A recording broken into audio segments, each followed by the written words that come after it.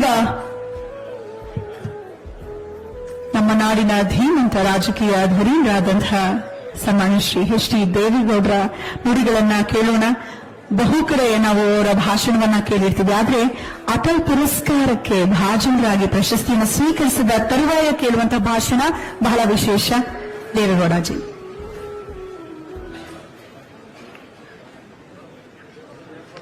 ಬಂಧುಗಳೇ,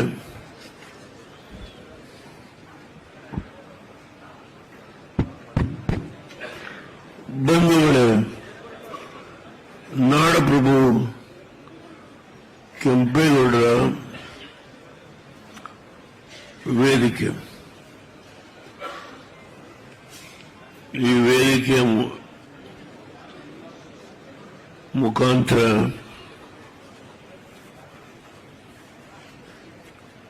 ಭಾರತ ರತ್ನ ದಿವಂಗತ ಅಟಲ್ ಬಿಹಾರಿ ವಾಜಪೇಯಿ ಅವರ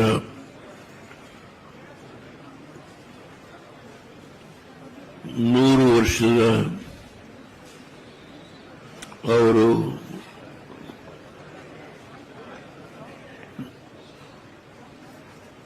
ನಮ್ಮ ಅಗಲಿ ಹೋಗಿ 100 ವರ್ಷ ತುಂಬಿದ ಮೇಲೆ ಇಂದು ಈ ಕಾರ್ಯಕ್ರಮವನ್ನು ಬೆಂಗಳೂರಿನಲ್ಲಿ ಈ ವೇದಿಕೆಯ ಮುಖೇನ ತಾವು ಏರ್ಪಾಡು ಮಾಡಿದ್ದೀರಿ. ದೆಹಲಿಯಲ್ಲಿ ಬೆಳಿಗ್ಗೆ ಈ ರಾಷ್ಟ್ರದ ಗೌರವಾನ್ವಿತ ಪ್ರಧಾನಮಂತ್ರಿಗಳು ನರೇಂದ್ರ ಮೋದಿಯವರ ನೇತೃತ್ವದಲ್ಲಿ ಅಟಲ್ ಬಿಹಾರಿ ವಾಜಪೇಯಿ ಅವರ ಸಮಾಧಿಗೆ ಎಲ್ಲ ಗಣ್ಯ ವ್ಯಕ್ತಿಗಳು, ಮಂತ್ರಿಗಳು, ಶಾಸಕರು, ಲೋಕಸಭಾ ಸದಸ್ಯರು, ಎಲ್ಲ ಗಣ್ಯ ವ್ಯಕ್ತಿಗಳು ಇವತ್ತು ಗೌರವ ಸಲ್ಲಿಸಿದ್ದಾರೆ.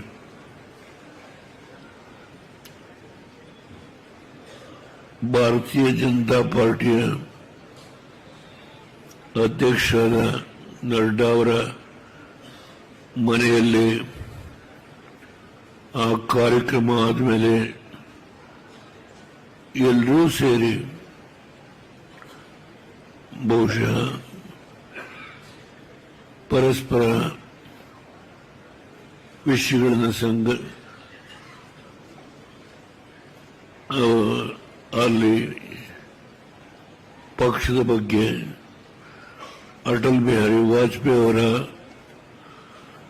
ಈ ರಾಷ್ಟ್ರಕ್ಕೆ ಮಾಡಿದಂಥ ಸೇವೆ, ಇದರ ಬಗ್ಗೆ ಚರ್ಚೆ ಆಗಿರಬಹುದು. ಇವತ್ತು ಇಡೀ ರಾಷ್ಟ್ರದಲ್ಲಿ ಎಲ್ಲ ರಾಜ್ಯಗಳಲ್ಲಿ ಈ ಕಾರ್ಯಕ್ರಮ ನಡೀತಾ ಇದೆ. ಕರ್ನಾಟಕದಲ್ಲಿ ಇವತ್ತು ಕೆಂಪೇಗೌಡರ ಏನು ವೇದಿಕೆ ಇದೆ, ಈ ವೇದಿಕೆಯ ಮುಖೇನ ಈ ಕಾರ್ಯಕ್ರಮಕ್ಕೆ ನನ್ನನ್ನು ಬರಲೇಬೇಕು ಅಂತ ಹೇಳಿ ಡಾಕ್ಟರ್ ಅಶ್ವತ್ಥನಾರಾಯಣ ಅವರು, ಮಾಜಿ ಮಂತ್ರಿಗಳು, ಮಾಜಿ ಡೆಪ್ಟಿ ಸಿಎಂ, ಮೊನ್ನೆ ದಿನ ಬಂದು ನನಗೆ ಆಹ್ವಾನ ಕೊಟ್ಟರು. ಆದರೆ ನನ್ನ ಆರೋಗ್ಯ ಸರಿಯಿಲ್ಲ, ನಾನು ಬರ್ಲಿಕ್ಕೆ ಸಾಧ್ಯ ಆಗಲ್ಲ, ತುಂಬ ಕೇಳ್ಕೊಂಡೆ ನಾನು. ಆದರೆ ನೀವು ಬರಲೇಬೇಕು ಈ ಕಾರ್ಯಕ್ರಮಕ್ಕೆ, ತಾವು ದಯಮಾಡಿ ಬರಲಿ, ನನಗೆ ನಿರಾಶೆ ಮಾಡಬೇಡಿ ಅಂತೇಳಿ ಅವರು ತುಂಬ ಒತ್ತಾಯ ಮಾಡಿದ್ಮೇಲೆ ಈಗ ಕೂಡ ನನಗೆ ಪರಿಸ್ಥಿತಿ ಸರಿಯಿಲ್ಲ. ಆದರೆ ಅಟಲ್ಜಿಯವರ ಒಬ್ಬ ದೊಡ್ಡ ವ್ಯಕ್ತಿ, ಅಂಥವರ ಹೆಸರಿನಲ್ಲಿ ನಡೆಯುವ ಕಾರ್ಯಕ್ರಮಕ್ಕೆ ತಪ್ಪಿಸ್ಕೊಳ್ಬಾರ್ದು ಅಂತ ಬಂದೇನೆ.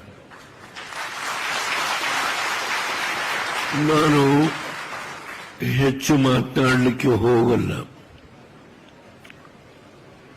ಬಹಳ ವಿಷಯ ಮಾತನಾಡಿದ್ದಾರೆ. ನಮ್ಮ ಈ ಕಾರ್ಯಕ್ರಮವನ್ನು ಉದ್ಘಾಟನೆ ಮಾಡದಂತ ಈ ರಾಷ್ಟ್ರದ ಭಾರತೀಯ ಜನತಾ ಪಾರ್ಟಿಯ ಹಿರಿಯ ಮುಖಂಡರು, ಕಾರ್ಯಕಾರಿ ಸಮಿತಿಯ ಗೌರವಾನ್ವಿತ ಸದಸ್ಯರು ಆದಂತಹ ಡಾಕ್ಟರ್ BL ಸಂತೋಷ್ ಅವರು ಸುದೀರ್ಘವಾದ ಭಾಷಣ ಮಾಡಿದ್ರು.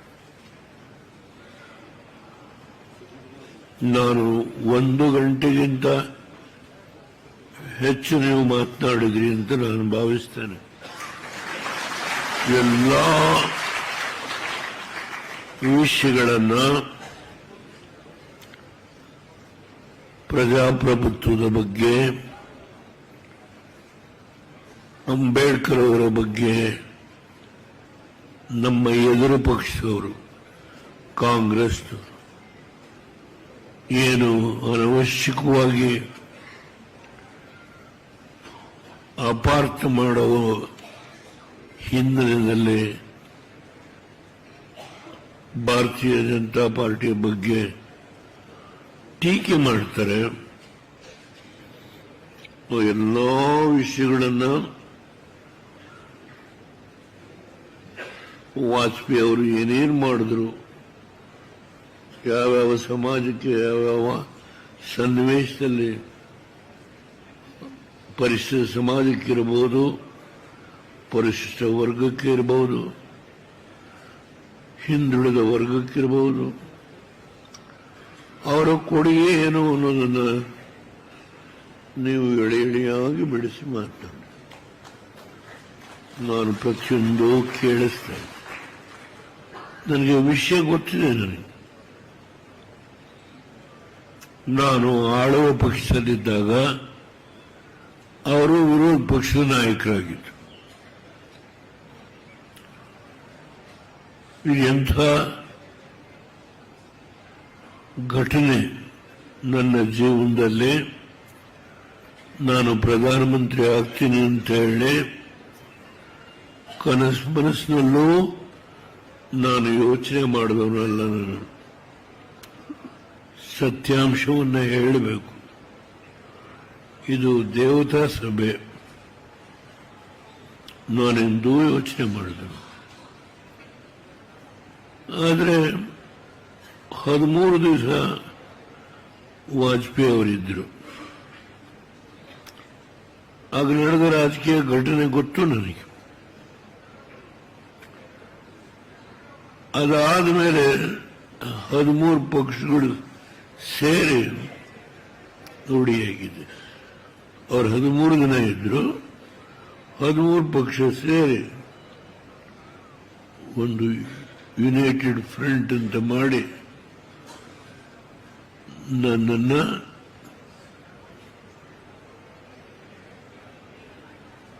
ಒತ್ತಾಯ ಮಾಡಿ ಅಲ್ಲೇನೇ ನಡೀತು ಅಂತ ಹೇಳಲಿಕ್ಕೆ ಹೋಗಲ್ಲ. ಆ ಸ್ಥಾನದಲ್ಲಿ ಕೂರಿಸಿ ವಾಜಪೇಯಿ ಅವರು ಅಪೋಸಿಷನ್ ಲೀಡರ್. ಯಾವ ಎತ್ತರಕ್ಕೆ ನಡ್ಕೊಂಡ್ರು ಅಂತ ಹೇಳಿದರೆ, ನಾನಿದ್ದಿದ್ದು 320 ದಿವಸ, ಕೇವಲ 320 ದಿವಸ ಮಾತ್ರ. ಒಂದು ದಿನ ರಾಜ್ಯಸಭೆ ಆಗಲಿ ಲೋಕಸಭೆ ಆಗಲಿ ಅವರ ವಿರೋಧಿ ಪಕ್ಷದ ನಾಯಕರಾಗಿ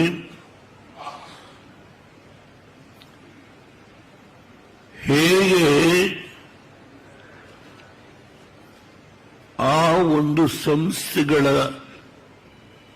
ಗೌರವವನ್ನು ಎತ್ತಿ ಹಿಡಿದ್ರು ಅಂದ್ರೆ ಇಂದು ಇವತ್ತು ಏನು ನಡೀತಾ ಇದೆ.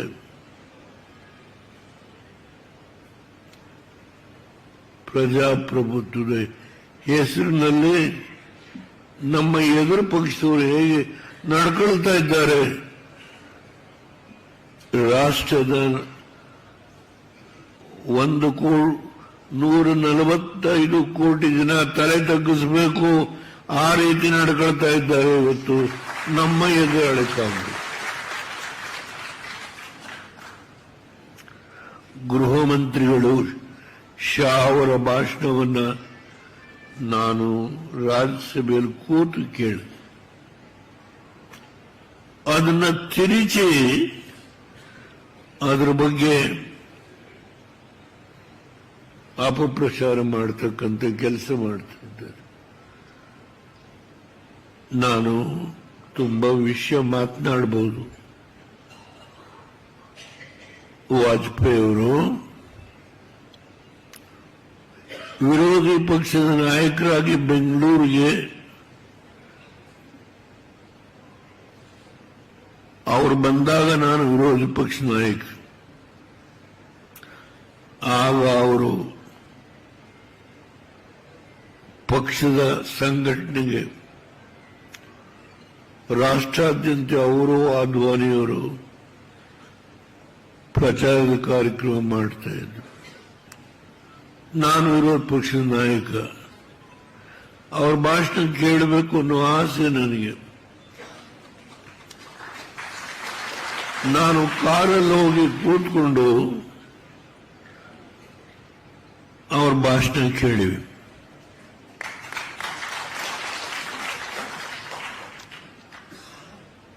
ಪತ್ರಿಕೆಯಲ್ಲಿ ಇರಬಹುದು, ಕೆಲವರು ರಾಮ್ ಪ್ರಸಾದ್ ಅಂತ ಹೇಳಿ ಕನ್ನಡಪ್ರಭ ಪತ್ರಿಕೆಯಲ್ಲಿ ವರದಿಗಾರ. ನನಗೆ ಹಿಂದಿ ಗೊತ್ತಾಗ್ತಾ ಇರ್ತಿಲ್ಲ. ಅವರು ತುಂಬಾ ಚೆನ್ನಾಗಿ ಹಿಂದಿನಲ್ಲಿ ಎಲ್ಲಾ ಪರೀಕ್ಷೆಗಳನ್ನು ಪಾಸ್ ಮಾಡುವಂತ ವ್ಯಕ್ತಿ. ಅವ್ರ ಪಕ್ಕದಲ್ಲಿ ಕೂರಿಸ್ಕೊಂಡು ವಾಜಪೇಯಿ ಅವರ ಹೇಳುವ ಒಂದೊಂದು ಶಬ್ದವನ್ನ ನಾನು ಕೇಳಿಸ್ಕೊಳ್ತಾ ಇದ್ದೆ. ಯಾಕೆ ನಾನು ಪ್ರಧಾನಮಂತ್ರಿ ಆಗಿದ್ದೆ ಅಂತ ಅಲ್ಲ, ಆ ವ್ಯಕ್ತಿಯ ಭಾಷಣವನ್ನು ಕೇಳಬೇಕು. ನಾನು ವಿರೋಧ ಪಕ್ಷದ ನಾಯಕನಾಗಿ ಹೇಗೆ ನಡ್ಕೊಳ್ಬೇಕು ಕರ್ನಾಟಕ ವಿಧಾನಸಭೆಯಲ್ಲಿ ಅನ್ನೋ ಒಂದೇ ಒಂದು ಹೆಬ್ಬೈಕೆಯಿಂದ ಅವರ ಭಾಷಣ ಕೇಳಿ ಒಂದು ದಿನ ತಪ್ಪಿಸಲಿಲ್ಲ. ಅವ್ರು ಯಾವಾಗ ಬಂದರೂ ಸರಿ, ಆದ್ವಾನಿ ಅವರು ಇಬ್ಬರು ಒಟ್ಟಿಗೆ ಬರೋರು.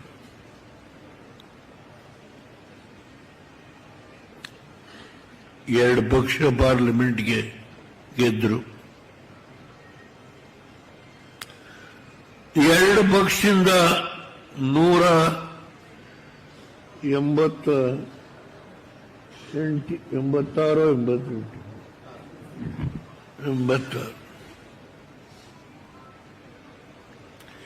ಕೇವಲ ಎರಡು ಪಕ್ಷದಿಂದ ಆದ್ವಾನಿ ವಾಜಪೇಯಿ ಅವರು 186 ಪಕ್ಷದ ಶಕ್ತಿಯನ್ನು ಗಳಿಸಿದಂತ ಒಬ್ಬ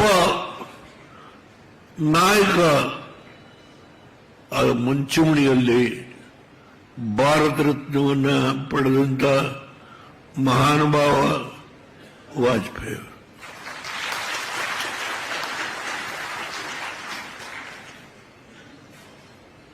ನಾನು ವಿರೋಧ ಪಕ್ಷದಲ್ಲಿದ್ದೆ. ನನ್ನ ಸರ್ಕಾರ ಹೋದ್ಮೇಲೆ ಅವ್ರು ನಡ್ಕೊಂಡಂತ ರೀತಿ ತುಂಬಾ ಎತ್ತರಕ್ಕೆ ನಡ್ಕೊಂಡು ವಿರೋಧಿ ಪಕ್ಷದ ಸ್ಥಾನವನ್ನ ಇವತ್ತು ಯಾರಾದರೂ ಈ ದೇಶದಲ್ಲಿ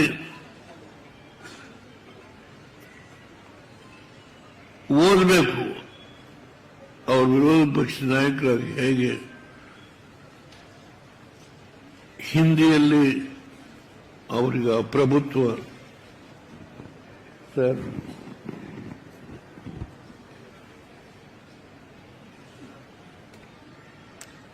ನಾನು ತಮಾಷೆಗೆ ಹೇಳಿದೆ, ಸರ್ ನಿಮ್ಮ ಹಿಂದೆ ಈ ದೇಶ ಸಮಸ್ಯೆ ಬಗೆಹರಿಸೋದಿಲ್ಲ ಸರ್, ತಮಾಷೆಗೆ ಹೇಳಿವೆ. ನಾನು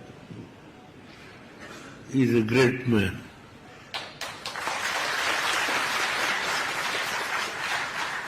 ವಿದೇಶಾಂಗ ಮಂತ್ರಿಯಾಗಿ 2.5 ವರ್ಷ ಮೊರಾರ್ಜಿ ದೇಸಾಯಿ ಅವರ ಸರ್ಕಾರದಲ್ಲಿ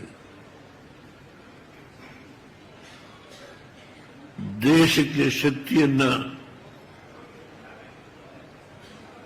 ತುಂಬುವ ನೆರೆ ರಾಷ್ಟ್ರಗಳ ಸಂಬಂಧವನ್ನು ಬೆಳೆಸತಕ್ಕಂತಹದ್ದಕ್ಕೆ ಆ 2.5 ವರ್ಷ ಅವರು ಏನು ಮಾಡಿದ್ರು ಗೊತ್ತು ನನಗೆ.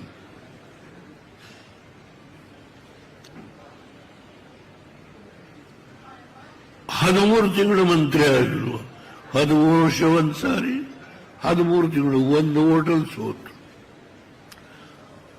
ಅದು ಹೇಗೆ ಅದು ಗೊತ್ತು ನನಗೆ. ಕಾಂಗ್ರೆಸ್ ಹೇಗೆ ಮಾಡಿದ್ರು ಅಂದ್ರೆ, ಒಬ್ಬ ಮಂತ್ರಿ ಆಗಿದ್ದವ್ರನ್ನ ಕರ್ಕೊಂಡು ಬಂದು ಓಟು.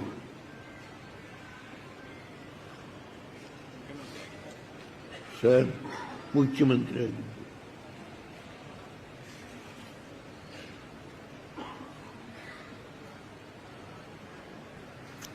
ಆಮೇಲೆ ಅವರೇ ಅಧಿಕಾರಕ್ಕೆ ಬಂದರು. ಮೊದಲನೇ ಬಾರಿ ಅವರು ಪ್ರಧಾನಮಂತ್ರಿ ಆದ ತನ್ನ ಶಕ್ತಿ 186 ಸೀಟ್ನ ಗಳಿಸಿ, ಬಾಕಿ ಆಗ ಹಲವಾರು ಪಕ್ಷಗಳನ್ನು ಒಡಗೂಡಿಸಿ ಚಂದ್ರಬಾಬು ನಾಯ್ಡು ಇದ್ರು, ಕರುಣಾನಿಧಿ. ಈಗ ನನಗೆ ಗೊತ್ತು ಎಲ್ಲ ವಿಷಯದ ಬಗ್ಗೆ ಚರ್ಚೆ ಮಾಡಲು. ಇಂದು ಈ ಸಮಾರಂಭದಲ್ಲಿ ನನ್ನ ಪಕ್ಕದಲ್ಲೇ ಕೂತಿದ್ದ ಗೌರವಾನ್ವಿತ ಯಡಿಯೂರಪ್ಪನವರು ಮುಖ್ಯಮಂತ್ರಿಯಾಗಿ ಭಾರತೀಯ ಜನತಾ ಪಾರ್ಟಿಯನ್ನು ಕಟ್ತಕ್ಕಂತಹದ್ದಕ್ಕೆ ನಾನು ಪಾದಯಾತ್ರೆ ಮಾಡಿದ್ರೆ ಅವರು ಪಾದಯಾತ್ರೆ.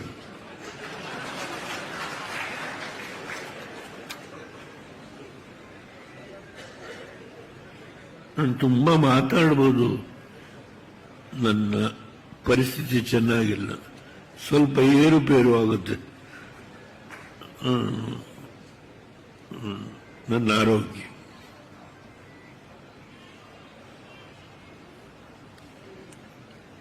ಪಕ್ಕದಲ್ಲಿ ನಮಗೆ ಹೇಗೆ ಗೌರವ ಮಾಡಿದ್ರೋ ಅದೇ ರೀತಿ ನಮ್ಮ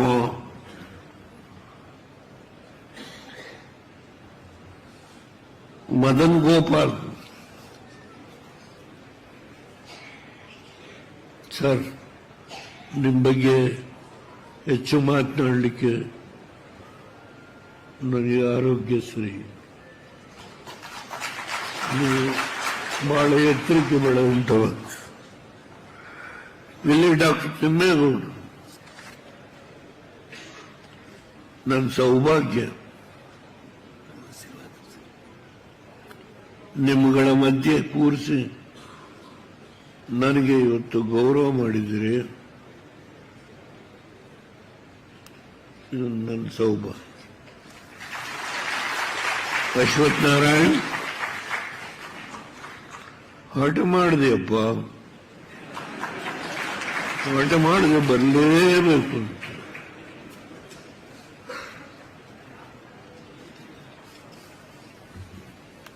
ನಿನ್ನ ಮಾತಿಗೆ ಗೌರವ ಕೊಟ್ಟು ಬಂದಿದ್ದೇನಪ್ಪ. ಆರೋಗ್ಯ ಸರಿಯಿಲ್ಲ, ಪ್ರಾಮಾಣಿಕವಾಗಿ ಆರೋಗ್ಯ ಸರಿ.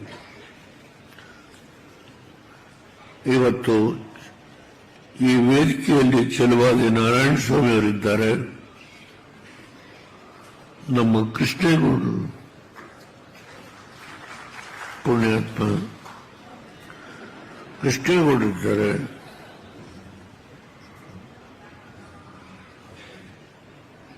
ಇವತ್ತು ಅನೇಕ ಜನ ಮಾಜಿ ಮಂತ್ರಿಗಳು, ಶಾಸಕರು, ಎಂಪಿಗಳು,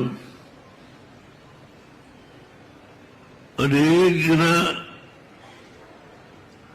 ರಾಜ್ಯದ ಮೂಲೆ ಮೂಲೆಯಿಂದ ಬಂದಿರತಕ್ಕಂಥ ಅಟಲ್ ಬಿಹಾರಿ ವಾಜಪೇಯಿ ಅವರ ಅಭಿಮಾನಿ ಬಂಧುಗಳು ಈ ಸಭೆಗೆ ಬಂದಿದ್ದಾರೆ. ನಿಮ್ಮೆಲ್ಲರಿಗೂ ನಮಸ್ಕಾರ. ನಾನು ಮೊದಲನೇ ದಿನ ಸಂತೋಷ್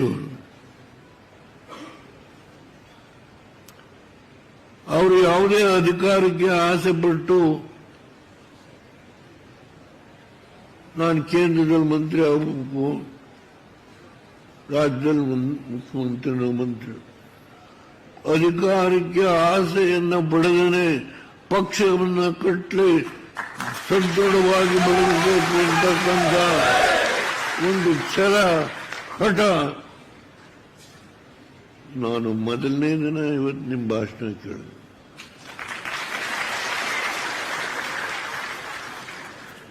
ಸುದೀರ್ಘವಾದ ಭಾಷೆ.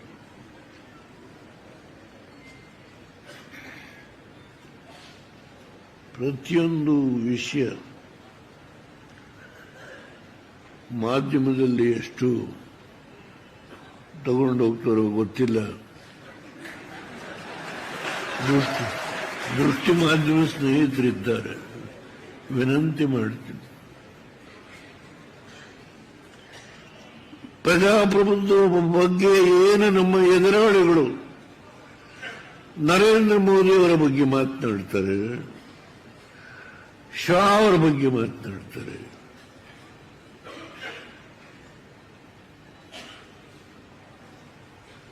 ಅವರ ಮಾತು ಪೊಳ್ಳು, ಅದಕ್ಕೆ ಬೆಲೆ ಇಲ್ಲ ಅನ್ನೋದನ್ನ ಇವತ್ತು ನೀವು ಈ ವೇದಿಕೆಯಲ್ಲಿ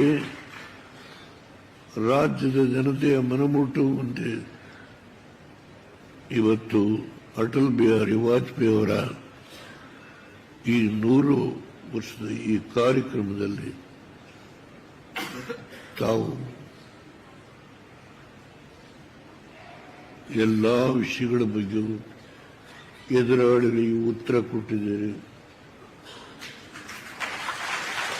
ನಾನು ಮೊದಲನೇ ಬಾರಿ ನಿಮ್ಮ ಭಾಷಣ ಕೇಳಿದ್ದು, ಮೊದಲನೇ ಬಾರಿ ನಿಮ್ಮ ಜೊತೆ ನಾನು ಕೂತಿರೋದು. ನಿಮ್ಮಲ್ಲಿ ಏನು ಶಕ್ತಿ ಇದೆ ಅನ್ನೋದನ್ನು ಅರ್ಥ ಮಾಡಿಕೊಂಡಿರೋದು.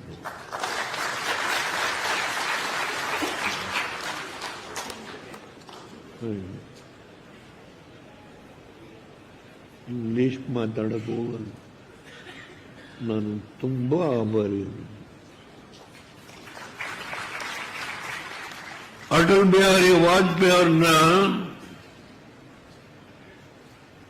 ಅವ್ರ ಮನೆಗೆ ಒಂದ್ಸಾರಿ ಹೋದ್ರು.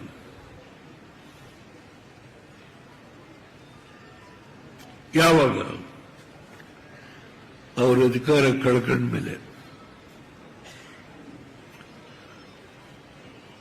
ನಾನವತ್ತು ಮಾಜಿ ಪ್ರಧಾನಮಂತ್ರಿ, 320 ದಿವಸದ ಮಾಜಿ ಪ್ರಧಾನಮಂತ್ರಿ.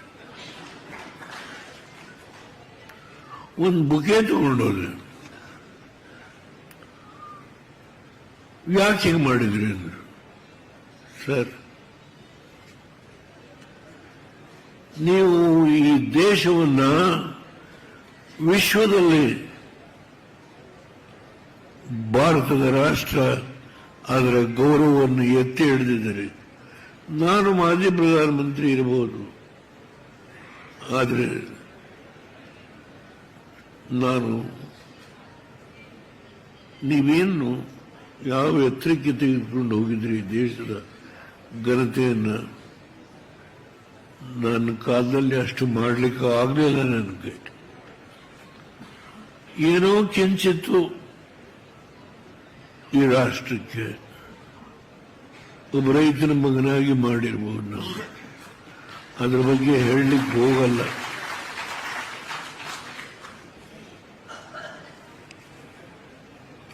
ಸರ್, ತಾವು ನನ್ನ ಬಗ್ಗೆ ಕೆಲವು ಮಾತಾಡಿದ್ರಿ, ಅದಕ್ಕೆ ನಾನು ತುಂಬಾ ಆಭಾರಿಯಾಗಿದ್ದೆ.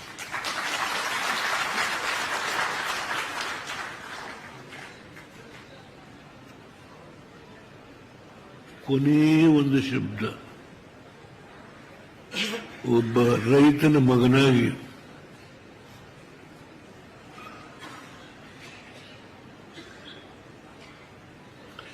ನಾನು ದೊಡ್ಡ ವಿದ್ಯಾವಂತ ಅಲ್ಲ, ಆರ್ಡಿನರಿ ಡಿಪ್ಲೊಮಾ. ಆದರೆ ಇಡೀ ಇಂಡಿಯಾ ದೇಶದ ನೀರನ್ನ ನಾವು ಹೇಗೆ ನಮ್ಮ ನೀರನ್ನು ನಾವು ಬಳಸ್ಕೊಳ್ಬೇಕು, ಉಳಿಸ್ಕೊಳ್ಬೇಕು, ಪರರಾಷ್ಟ್ರದಿಂದ ನಮ್ಮ ರಾಷ್ಟ್ರಕ್ಕೆ ಬರ್ತಕ್ಕಂಥ ನೀರು ಪಾಕಿಸ್ತಾನದಿಂದ ಬರುತ್ತೆ. ತುಂಬಾ ವಿಷಯ ಮಾತನಾಡಬಲ್ಲೆ.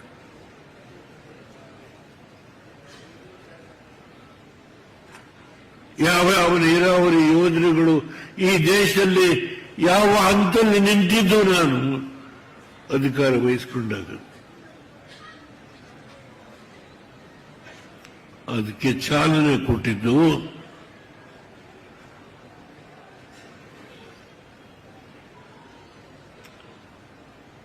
ನೀವು ಕೊಟ್ಟ ಶಕ್ತಿ. 16 ಜನ MPs ಅವತ್ತು ಕೊಟ್ಟರು ಸರ್, 16 ಜನ MP ನಮ್ಮ ನಾಡಿನ ಜನ.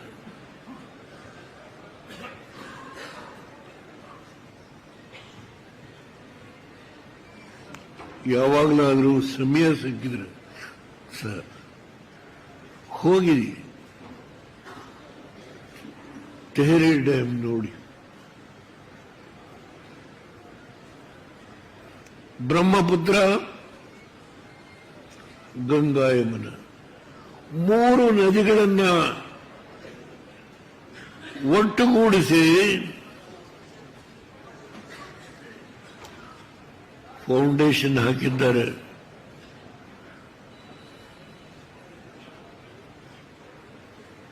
ಚಿಪ್ಕೋ ಪ್ರೋಗ್ರಾಮ್,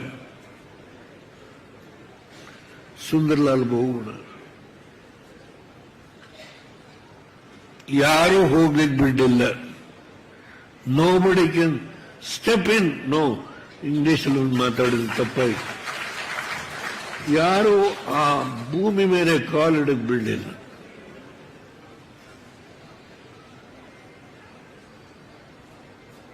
ಹೋಗಿ ನೋಡಿ. ಅವರ ಮನವೊಲಿಸಿ ಉಪವಾಸ ಕೂತಿದ್ದಾರೆ. ಅವರ ಪಾದಕ್ಕೆ ನಮಸ್ಕಾರ ಮಾಡಿ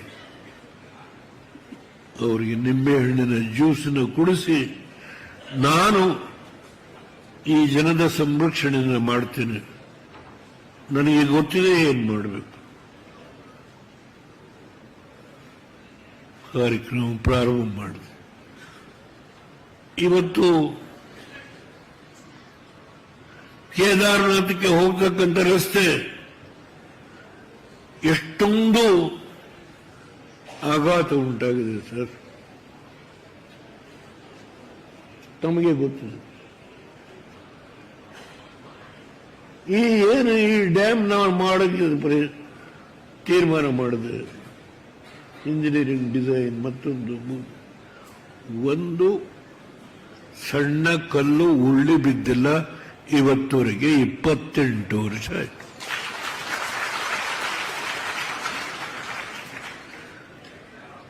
ನಿಲ್ಲಿಸ್ತೇನೆ ಮಾತನ್ನ.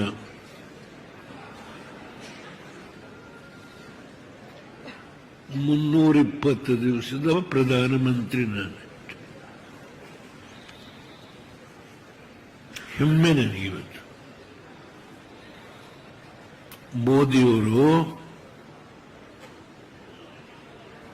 ಮೋದಿಯವರು ಈ ಸಂದರ್ಭದಲ್ಲಿ ವಿಶ್ವದಲ್ಲಿ ಒಬ್ಬ ಸಮರ್ಥ ನಾಯಕ,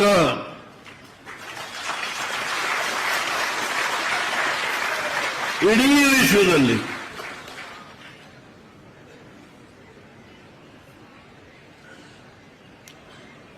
INDIA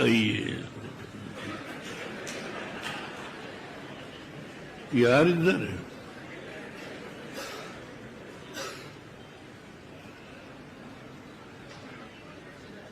ಯಾರಿದ್ದಾರೆ? ಅದನ್ನ ಇವತ್ತು ಅಶ್ವಥ್ ನಾರಾಯಣ್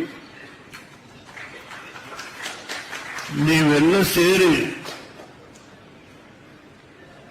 ಅಟಲ್ಜಿಯವರ 100 ವರ್ಷದ ಈ ಕಾರ್ಯಕ್ರಮ ಏನಿದೆಯೋ ನನ್ನನ್ನು ಬರಲೇಬೇಕು ಅಂತ ಹೇಳಿದೆಪ್ಪ.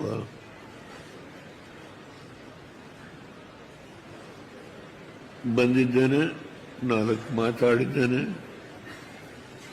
ನನಗೆ ಸರ್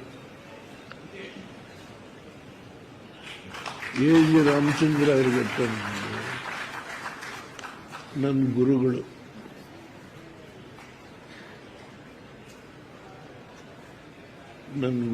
ನನ್ನ ರಾಜಕೀಯದಲ್ಲಿ ನನ್ನನ್ನು ಬೆಳೆಸಲೇಬೇಕು ಅಂತ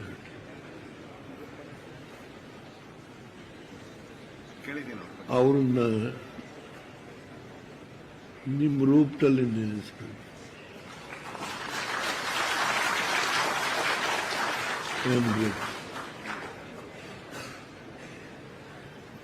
ನಮಸ್ಕಾರ. ಈ 4 ಮಾತುಗಳನ್ನು ಆಡಲಿಕ್ಕೆ ಅಟಲ್ಜಿಯುವಂತ ಮಹಾನ್ ವ್ಯಕ್ತಿ ಅವರ ಪುಣ್ಯ ಸ್ಮರಣೆಯನ್ನು ಮಾಡಿಕೊಳ್ಳುವ ಅವರ ಆಡಳಿತದ ಬಗ್ಗೆ ಈ ದೇಶದ ಘನತೆಯನ್ನು ಹೆಚ್ಚು ಮಾಡಿದ ಮಹಾನ್ ವ್ಯಕ್ತಿ ಭಾರತ ರತ್ನ ಅಟಲ್ ಬಿಹಾರಿ ವಾಜಪೇಯಿ. ಈ ಸಂದರ್ಭದಲ್ಲಿ 4 ಮಾತುಗಳನ್ನು ಆಡಲಿಕ್ಕೆ ನೀವೆಲ್ಲ ಅವಕಾಶ ಕೊಟ್ರಿ. ನಿಮಗೆ ಸಾಷ್ಟಾಂಗ ನಮಸ್ಕಾರ.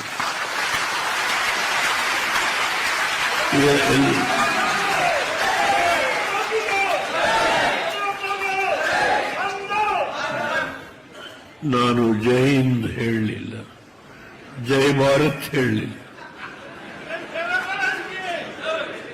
ಅದಕ್ಕೆ ಮುಂಚೆನೇ ಹೇಳ್ಬಿಟ್ರಿ.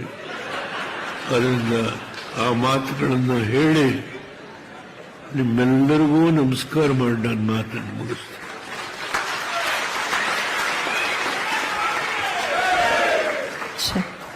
ನನ್ಮೆಯ ವಂದನೆಗಳು ದೇವೇಗೌಡಜಿಯವರು.